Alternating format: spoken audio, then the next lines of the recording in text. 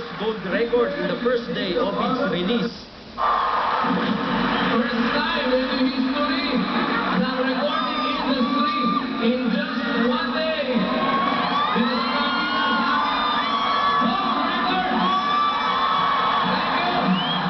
Kilala si Kuya Daniel bilang Mr. Public Service dahil sa tunay at walang sawang pagtulong sa lahat ng mga tao lalo na sa mga nangangailangan.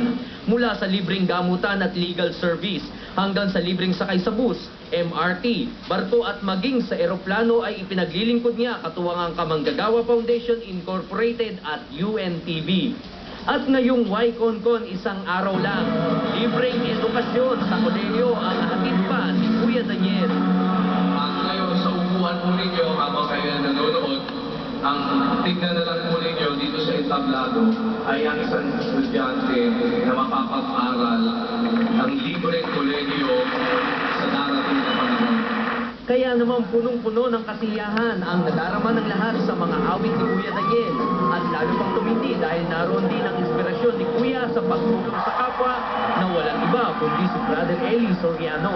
Si Brother Eli ang nagpakita kay Kuya Daniel ng mabuting halimbawa at siyang nagturo sa kanya na ang paggawa ng mabuti kailan may di magbubunga ng masama.